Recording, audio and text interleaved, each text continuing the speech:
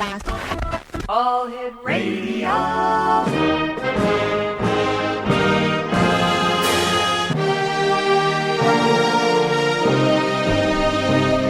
Welcome to the X Zone, a place where fact is fiction and fiction is reality. Now, here's your host, Rob McConnell.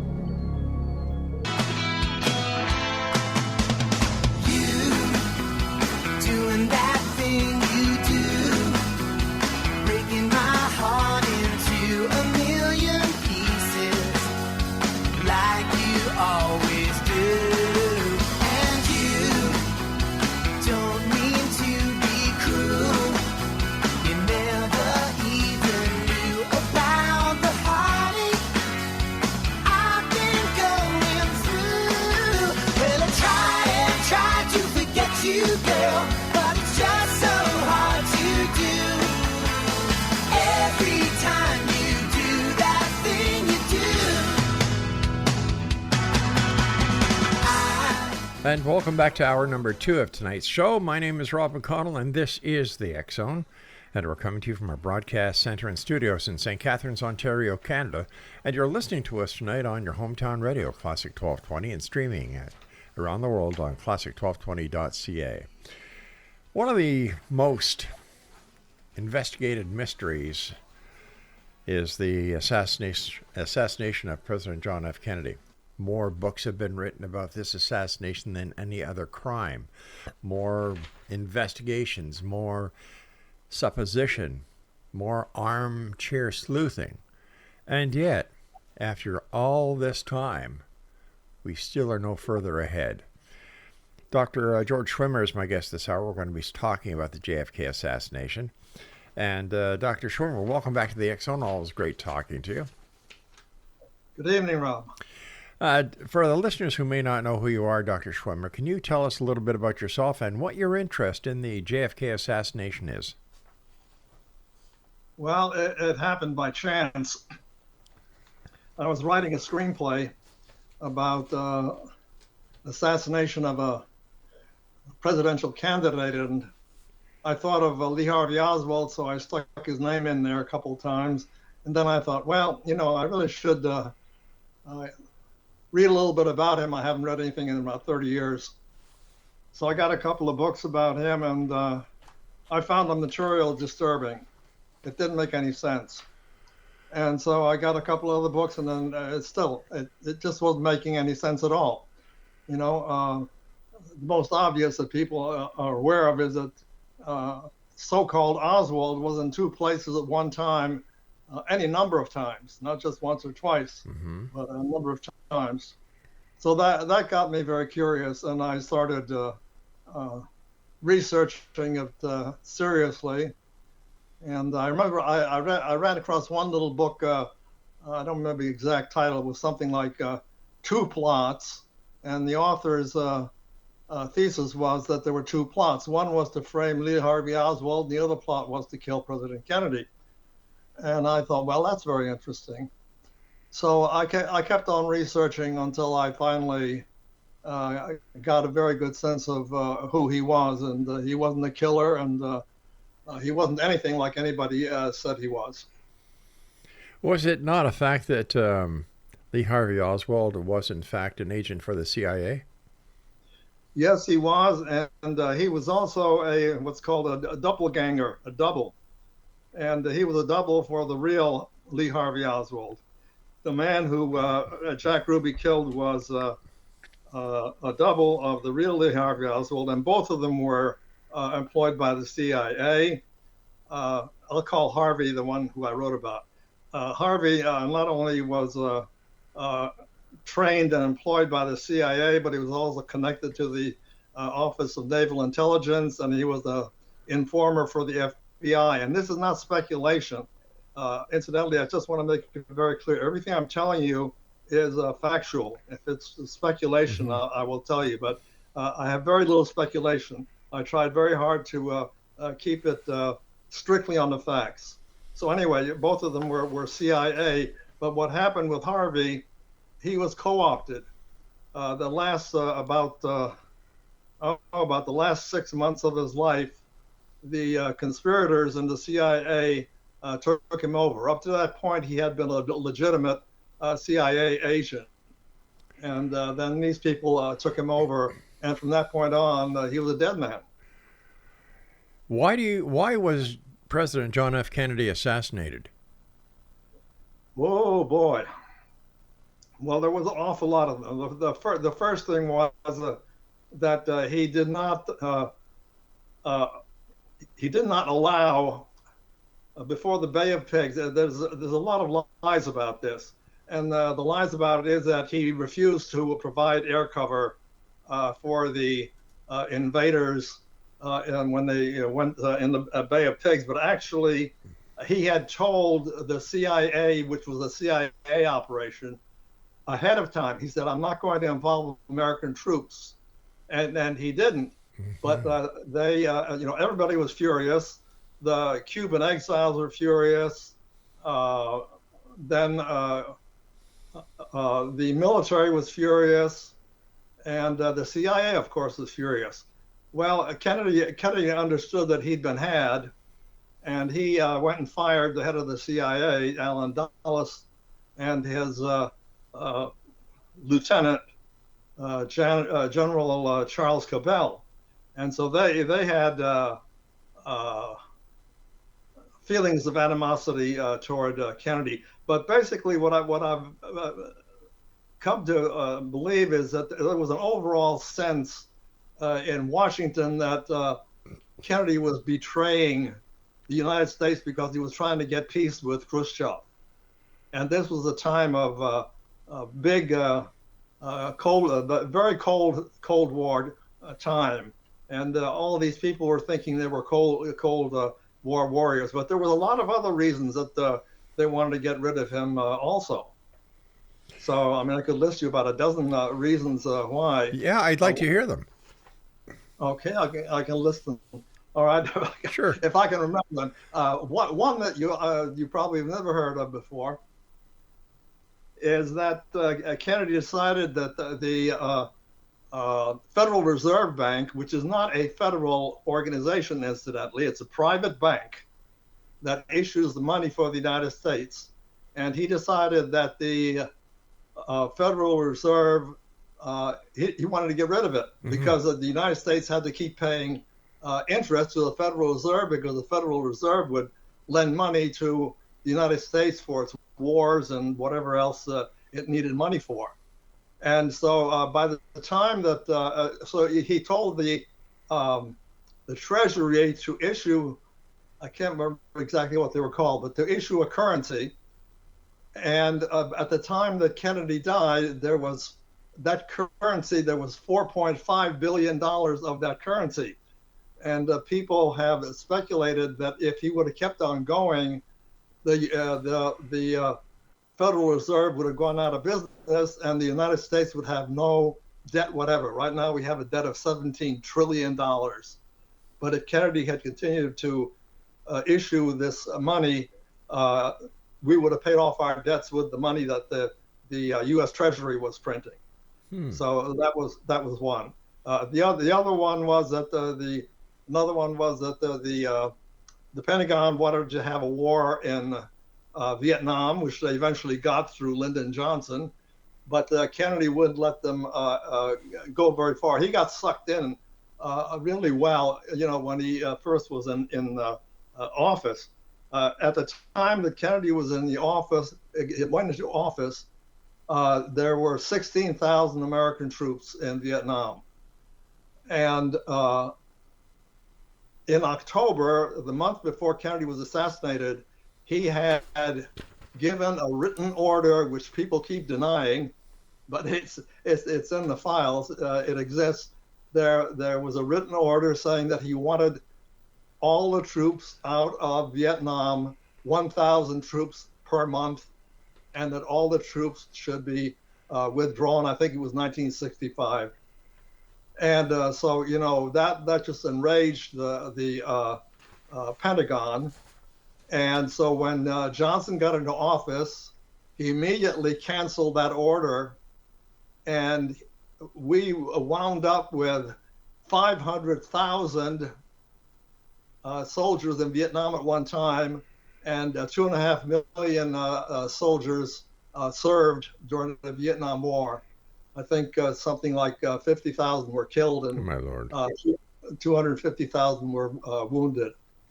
George, And, it just goes on and on. The oil barons, Kennedy was going to do away with the oil depletion allowance. And that would have cost them millions and millions of dollars. And so the list goes on. There's about Right. 12 different groups of people. George, we've got about 2 minutes before I have to take my break. Can you tell us why the United States of America was in Vietnam in the first place? What was the reason? Your guess is as good as mine. Really? I remember reading that after the French pulled out of Vietnam, John and Robert Kennedy actually went to Vietnam, and they assessed the situation, and they felt that fighting a war with Vietnam is a lost cause. That you couldn't win a war in Vietnam. So they were exposed to that, and they were convinced of that idea even before he came into office. Wow. But basically, we're in Vietnam with this so-called domino theory of what's his first name? Secretary of State Dulles. I can't remember his first name right now. But there was this so-called domino theory that if we allow one country to be taken over by the communists, then it's going to lead to another country being taken over by the communists, and so on and so forth, and that Russia would eventually take over the world. It was a loony idea, but it was very prevalent at the time. So All right. This again ties into Sure. what I said a little bit earlier about the Cold War. All right, And, George, we're going to have to take our break here. But, when you were talking about Russia taking over the world, my God, Russia can't even take over the Ukraine. How the hell are they going to take over the whole world? Well, see, we didn't understand who and what Russia was at the time, number one. Number two, Russia was a whole lot stronger and better run, not in terms of the democracy, but it was considered by this country and the rest of the world as an equal of the United States. All right, stand by, George. We have to take that break now. In Exonation, our guest this hour is Dr. George Schwimmer, and he's the author of Oswald and Kennedy, The Whole Story. When we come back, we're going to get further with this hour. We're going to go deeper to see what we can find out, what's new that Dr. Schwimmer has found out during the investigation that he did for his new book, Oswald and Kennedy, The Whole Story. I'm Rob McConnell. This is the X-Zone. We'll both be back on the other side as we continue from our broadcast center and studios in St. Catharines, Ontario, Canada, on your hometown radio, 1220, and streaming around the world on classic1220.ca.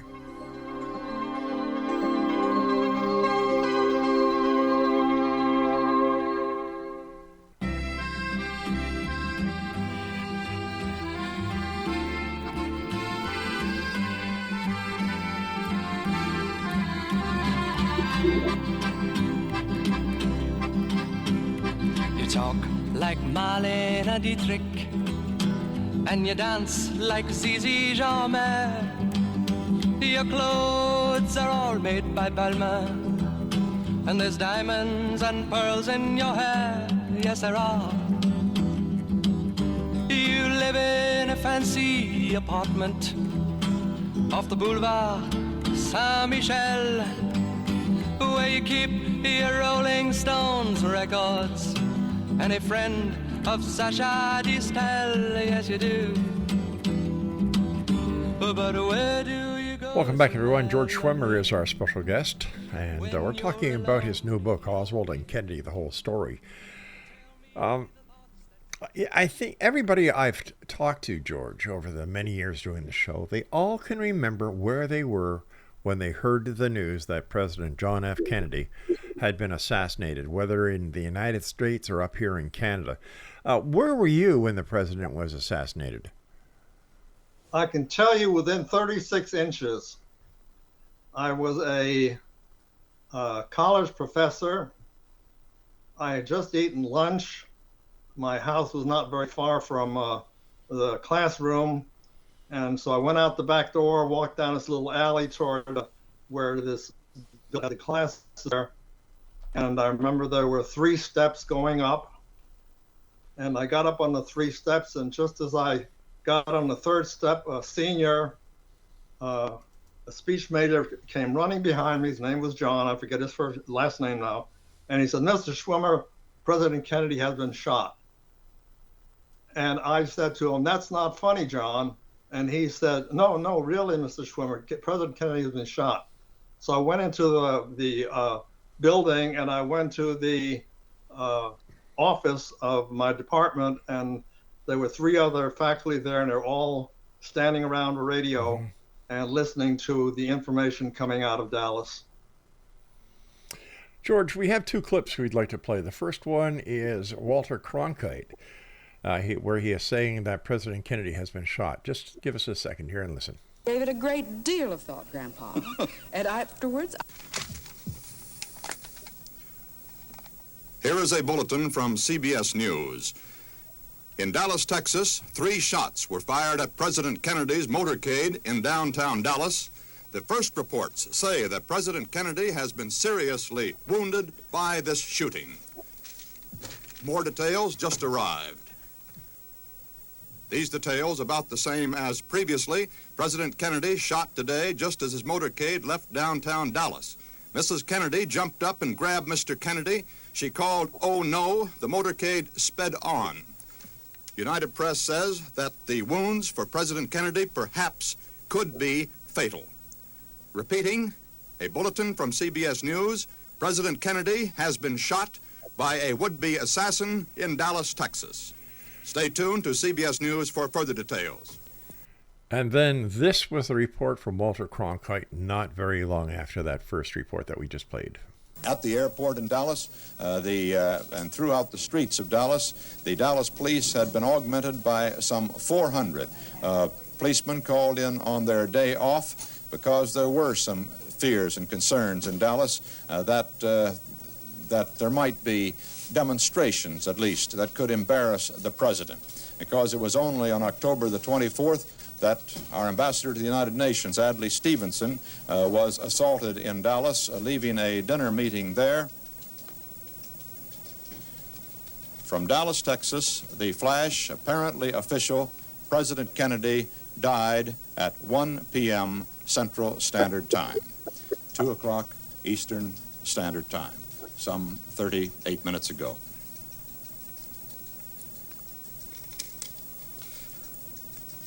Vice President Lyndon Johnson has left the hospital in Dallas, but we do not know to where he has proceeded. Presumably, he will be taking the oath of office shortly and become the 36th President of the United States.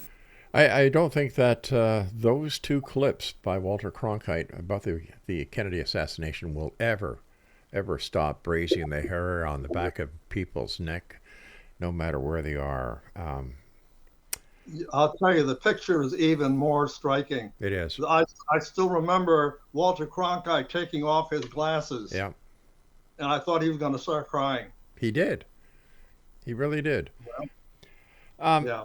Now, when looking at the Kennedy assassination in Dallas, Texas, we now know that members of the military who had been sent to Dallas, Texas, were told to stand down. No, they weren't sent to Dallas. They were told to stand down before they ever left their base. Oh, before they left the base. Before they left their base, their job. They were specially trained. I think it was the 112th Intelligence Group.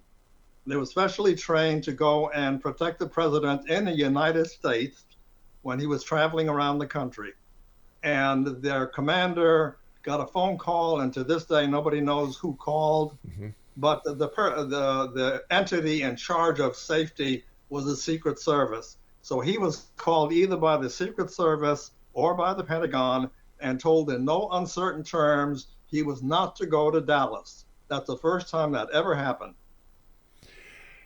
I understand that there was FBI chatter And in fact, we had a guest on who produced a telegram or telex that implicated Lyndon Baines Johnson as part of the assassination plot. Oh, I don't know about that one. I never heard of that before. The telegram I'm thinking of was sent, I think, about 2 weeks before the assassination. It was sent to all the regional offices, and it said basically that the FBI had gotten word that some group was planning to assassinate President Kennedy, and they did nothing about it. They did not notify anybody else, and they took no measures. Okay, let's go to the book depository, where you had the allegations that it was Lee Harvey Oswald who pulled the trigger, the 3 shots. Yeah, that's nonsense. Why is it nonsense, sir? Well, I don't want to give everything away from the book, but for one example, I went through all of the books that I thought were, really relevant. Mm-hmm. Sure. I found 18 accounts of a bullet. 18 accounts of a bullet. I can name you some of the places. 2 of them hit the street. 1 went through a highway sign. 1 struck the curb in front of a bystander a block away. 1 almost hit a woman and a child. There were 2 shots that were near a sewer. Mm-hmm. President Kennedy was not hit by 2 shots. He was hit by 5 shots, and Governor Connolly was hit by 2 shots. I don't know if that comes to 18 right now, but that's all I can remember right now. But anyway, I went through all the books that mentioned bullets, and that's what it came out to, 18 shots. And then not only that, but afterwards, when they took the body to Washington, D.C., they found bullet fragments in the floor of the limousine. And I believe they also found 1 complete bullet in the limousine. And then during the autopsy of President Kennedy, a couple of people said that they saw another bullet. So, it can be even more than 18. I don't know. But one of the things that nobody has really focused on is that I believe it was in volleys. I don't believe that there were individual shooters shooting whatever they felt like. And there were 2 people on the street who most people believe were for coordination. 1 man had an umbrella. It was a bright sunny day, and he had an umbrella. Another man had a radio in his back pocket. And so I believe there was coordination, and there were volleys of shots. And this is why people, for example, everybody knows that the last 2 shots are only 1.7 seconds apart, which is impossible to come from the same rifle. It's not possible. The best shooters in the country were brought in, and they could not get 3 shots off with the Carcano rifle in 5.6 seconds. And they certainly couldn't get 2 shots off in 1.7 seconds. So why do you think that Lee Harvey Oswald was picked as the patsy? It's very, very difficult to say, but one theory which I'm tending to believe is probably true. Lee Harvey Oswald was, as I said, trained by the Office of Naval Intelligence and the CIA, and they sent him to Russia, and he was there for 32 months, and then he came back. And some people feel that the fact that he wasn't killed by the Russians, the fact that he came back, they didn't have any trust in him. They didn't know if he was a double agent now. So they didn't trust him, and so he was a very convenient patsy. Incidentally, speaking of patsies, Dallas wasn't the only place that these plotters had thought about. They all also had set up Los Angeles and Chicago and it was either Tampa or Miami. I think it was Tampa. And there actually was a plot in Chicago at the beginning of October where 4 men with rifles were found, and they were arrested by the police, and they called the FBI, and the FBI said, that's not our business. And so they turned it over to the Secret Service, and they caught 2 of the men. The other 2 got away. Nobody ever knew what their names were because they had not committed a crime. They just had 4 rifles and a couple of hundred rounds of ammunition. But anyway, there were 4 different places, and each place had a patsy. And the patsy in Chicago actually was arrested, and he was named. And what's really interesting is that the man had a car which had a license plate that is only given out to intelligence operatives. So, but anyway, so there were 4 different plots, and they just happened to pick Dallas for whatever reason. All right, stand by, George. You and I have to take our break here. But Exo Nation, if you'd like to get a copy of Dr. George Schwimmer's book, Oswald and Kennedy, The Whole Story, it's available on Amazon.com. This is the X-Zone. I am Rob McConnell, and this is a place where people dare to believe and dare to be heard. It's a place where fact is fiction and fiction is reality, Monday through Friday from 10 p.m. until midnight, right here from the studios of your hometown radio, Classic 1220, and streamed around the world on classic1220.ca. And you dance like Zizi Jamais. Your clothes are all made by Balmain. And there's diamonds and pearls in your hair, yes there are. You live in a fancy apartment.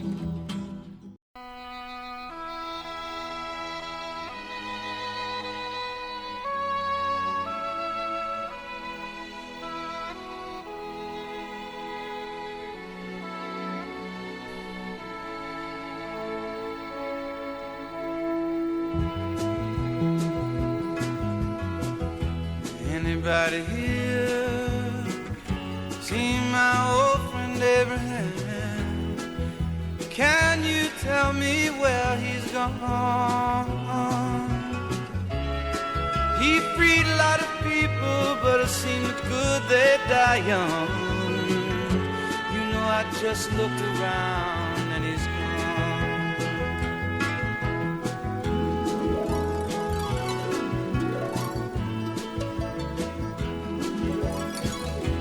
Anybody here seen my old friend John? Can you tell me where he's gone?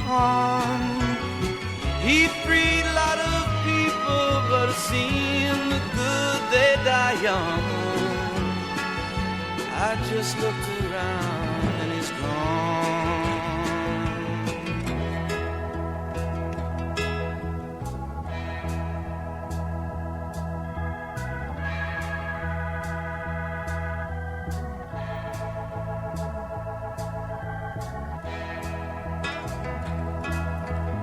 Anybody here seen my old friend Martin? Can you tell me where he's gone? He freed a lot of people, but it seemed good they die young. I just looked around and he's gone. Didn't you that they stood for? Didn't they try to find some good for you and me? Then we'll be free someday soon. He's gonna be one day. Anybody here see my old friend Bobby? Can you tell me where he's gone? I thought I saw him walking up over the hill with Abraham and Martin and John.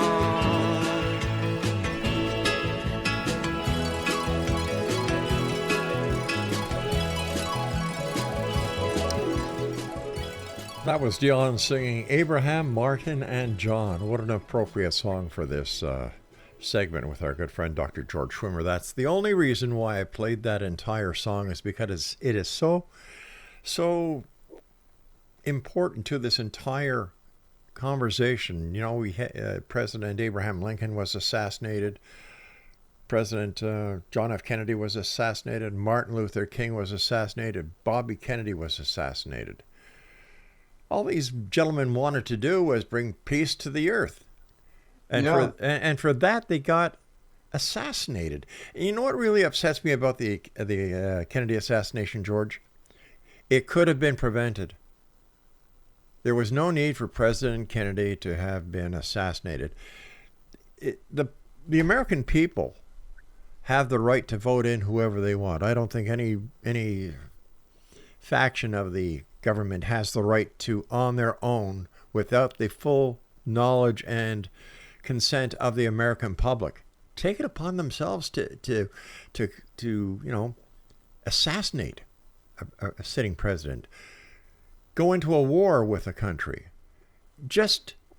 We know there was a lot of people within the military industry who were really ticked off at Kennedy because they were going to lose a lot of money, including Lyndon LBJ. But still, and every time I hear that song that I've played over the years, Abraham, Martin, and John, I don't know, it just reminds me how diabolical at times society can be, or certain members of society and the government can be. Well, I think the linchpin for all of this was the CIA. I think most people, most researchers at this time believe that John Kennedy, Robert Kennedy, and Martin Luther King were killed by the CIA. There's also, you can add another one on that, is Malcolm X. Yeah. I don't know if the CIA killed him, but there was some kind of hanky-panky going on there also. George, I was under the understanding that the CIA could not operate within the continental United States, that their venue, their objective was to gather intelligence and do government work on the outside of the United States. That is correct, but at that time, the CIA were a bunch of cowboys. Yahoo. They did whatever the hell they wanted to. And Kennedy actually was in the process of breaking up the CIA. After the Bay of Pigs, he fired Allen Dulles and Charles Cabell, and then he gave an order to the Pentagon that all covert operations were to be conducted by the military, not by the CIA. But the minute Kennedy was assassinated, Lyndon Johnson had hands off. He let the CIA do whatever they want to, and they did. There is no end to the number of things. I mean, I don't know enough about it. I haven't researched it, but I've read and heard enough to know that they're responsible for an awful lot of very nasty stuff. They were responsible for murdering or trying to murder heads of state around the world, just as an example. Mm-hmm. But they were totally out of control. Now, George, let's get back to Lee Harvey Oswald, and thank you for allowing me to get that song on. And I think it says it all. What was in the hearts of the people, and what still is in the heart of honest, good, law-abiding citizens in the United States and Canada, because we all felt it. It was a blow to everybody. Do you know that? I saw a photograph at that time of African warriors with tears streaming down their face. Oh, Lord. I remember reading that Nikita Khrushchev started crying. So, this was not just a simple murder. I mean, this affected the entire world. The only one that I remember is China. China didn't seem to care very much. Right. But the rest of the world were very much struck by it. George, how come the United States government and the Warren Commission did not pursue the the case? Why hasn't it still been under investigation? Somebody knows the truth out there. Somebody knows what really happened. And I can't understand why it's just been shut down because of the bullcrap that the Warren Commission came up with. Well, I don't think anybody believes in the Warren Commission at all at this point. A lot of people didn't believe in it the day after it was published. But it was a cover-up. Johnson picked the people for the commission. One of the people he picked was Allen Dulles, the guy who John Kennedy fired. Yeah. And Johnson apparently brought Chief Justice Warren into his office, and he just browbeat him until Warren finally agreed to head the commission. But what's very interesting is that I don't think very many people are aware of it, is that there were 2 senators and 2 congressmen on the Warren Commission, and 3 of those refused to sign the Warren Commission report until Warren said, well, you have to do it. And so they finally reluctantly signed it. But 3 members of the commission did not want to sign the Warren report. I understand that during your research, there was something that you discovered about a bogus autopsy. Oh, yeah. Well, that's not what I discovered. I just summarized with somebody else that a man named David Lifton in 1980 published a very lengthy book. I think it's something like 700 pages. He did research for 15 years trying to find out what really happened. And apparently what happened, to put it in a nutshell, is that they wanted to make the body conform with their fairy tale that Lee Harvey Oswald had shot the president with only 3 bullets. And so what Lifton has come up with, and I summarize in my book, that Kennedy's body was first taken to the Army Walter Reed Hospital, and while at Walter Reed, they removed his brain, and the reason they removed the brain because there were bullet fragments, or maybe even a whole bullet in his brain, because there is evidence that there were 3 incisions in the brain, and this, you don't get an incision-like wound from a bullet. The bullet tears everything up. Sure.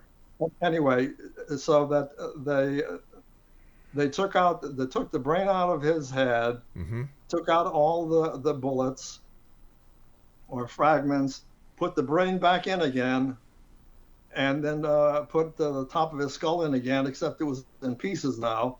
So they arranged it to look like it had been blown up. So anyway, so this happened apparently at Walter Reed Hospital. Then it was taken to Bethesda Naval Hospital, where the autopsy took place. And all kinds of people who Lifton interviewed had, in some cases, there was a conflict in their stories, but generally speaking, most people said that most of Kennedy's brain had been blown out of his head, which makes it kind of peculiar, because you may know that Kennedy's brain supposedly disappeared. It wasn't buried with him. So I don't know, what that was all about. I think, it probably was about the fact that they didn't want to take a chance that somebody could tell that it had bullets in it. But anyway, this is what Lifton researched for 15 years, and then he said they took him into the autopsy room and they ran this phony autopsy, and there were high-ranking officers. I think there was an admiral. One of the doctors said, "Who is in charge here?" And this admiral says, "I am." So this admiral wasn't even the doctor, and he would tell the people doing the autopsy what to do. He would say, "Don't do that. Don't do that. Do something else." So the whole thing, it's just a long book. I mean, I can't summarize it. But George, we've got to take our final break. Please stand by. Exonation, Dr. George Schwimmer is our special guest this hour. He's the author of Oswald and Kennedy, The Whole Story. It's available on Amazon.com.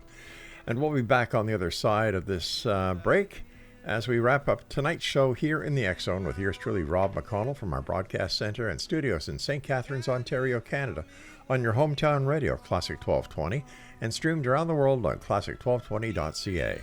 People, but it seemed good they die young. You know, I just looked around and he's gone.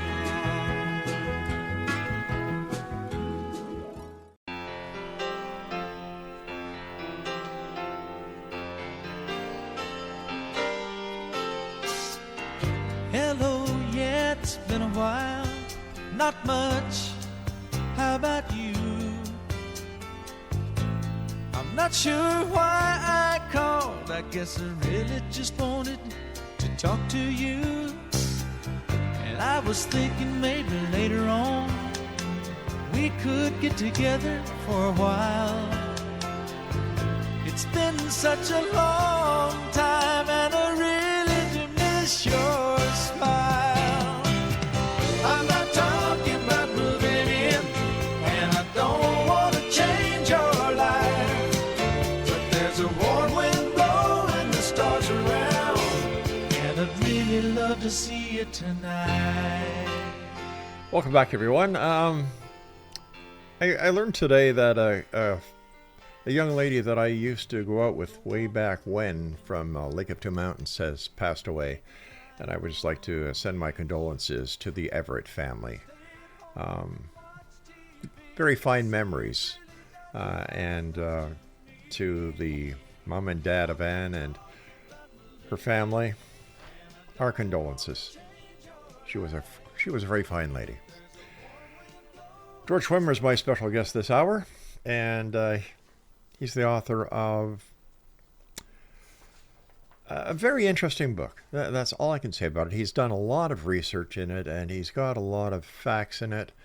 Well put together. The name of the book is Oswald and Kennedy, The Whole Story. It's available on Amazon.com. First of all, George, thanks very much for joining us this hour. Great pleasure talking to you. And when we saw many photos and many clips of Oswald when he was brought into the detective office and booked at the Dallas Police Force, we all remember seeing him coming out of the elevator and Jack Ruby coming up and shooting him. Yeah. What was the reason why Ruby shot Lee Harvey Oswald? Okay, first of all, Lee Harvey Oswald was supposed to be dead on November 22nd. And there were 4 instances in the 45 minutes after Kennedy's assassination where he could have been killed. He could have been killed in the Texas School Book Depository. There was this policeman that came in, and I have that in the book. And he told a real phony story. And my belief is that he was sent in there to kill Oswald. Then a bus that Oswald was first riding on, and then he got off, was stopped a block later, and 2 policemen came on board and searched everybody, which is ridiculous because the bus was going toward the school book depository. And why would a murderer take a bus anyway? And, what would he be doing with a gun on the bus? I mean, Right. It just didn't make any sense. No. And then there were 3 others, including the Texas School Book, the Texas Theater. He was supposed to be killed in a Texas theater if they didn't get him before that. Now, why Ruby killed him, I remember reading a book, I don't remember the title now. And this book was focused on the mafia, American mafia. And one of a couple of, I don't know if it was 1 or 2 of their top people. But anyway, in that book, the writer claimed that the mafia told Ruby he had to kill Oswald, because if Oswald ever got into court, it would blow up the whole plot. And when he protested, they told him, well, if you don't do it, we're going to kill you, and we're going to kill your brothers, and we're going to kill your sisters, and we're going to kill your nephews and your nieces. and that's why Ruby had to kill Oswald. Now, what was the connection of the mafia? You know? Oh, the mafia was connected to the CIA for years and years and years and years. The mafia were wanted Cuba back in the hands of a dictator because they had casinos in Cuba. And when Castro took over, he seized the casinos. And so Castro cost the mafia bosses millions and millions of dollars. So why didn't the mafia go over there and take care of Fidel Castro and settle it that way and get the casinos back? Well, if they could have, they would have, but I don't think they could. We were talking about the Bay of Pigs. If you read the literature, hello? Yeah, go ahead, George. If you read the literature, you'll find there was a great deal of connection between the mafia and the CIA. And I can't really, I don't have all the details right off the top of my head. I just know that in my reading, what I found was that the mafia was greatly involved. I wrote in the book that apparently 3 of the shooters who killed President Kennedy were Corsican mafia shooters, and they had been brought from France, and they were part of the shooting team that killed Kennedy. Now, one of the CIA people, I can't think of, Bill Harvey. Bill Harvey, he was one of the top people in the field, and he had a lot of connections with the mafia in France. So there was, for years and years and years, there was a connection between the mafia and the CIA. Earlier, we were talking about the Bay of Pigs and how Kennedy really wasn't for it, and he wouldn't give them any air cover. Why, as President of the United States, didn't he just kibosh the whole Bay of Pig fiasco? Why didn't he what? Say, you guys can't do it. Kibosh it, He had just been elected. He was only 43 years old. Yeah. He had only been a senator for, I think, 4 years. And, it takes a president, any president, a minimum of 1 or 2 years if they don't have a tremendous amount of experience like Joe Biden does know right now. But most presidents, they need time to get to know Washington. And the Pentagon and the CIA took advantage of Kennedy. And he told his aides after the Bay of Pigs invasion that he was set up by the CIA and the Pentagon. And this is why I stress that, people say that he pulled air cover. He didn't pull anything. He told them ahead of time, you will not use planes, you will not use American soldiers, you will not use anything American. You have to remember, again, this was the Cold War. This was the height of the Cold War. Yeah. And everybody had to be very cautious about what to do about Cuba, because a year and a half later, we had the Cuban Missile Crisis. And I remember that one like it was today. Oh, so do I, yeah.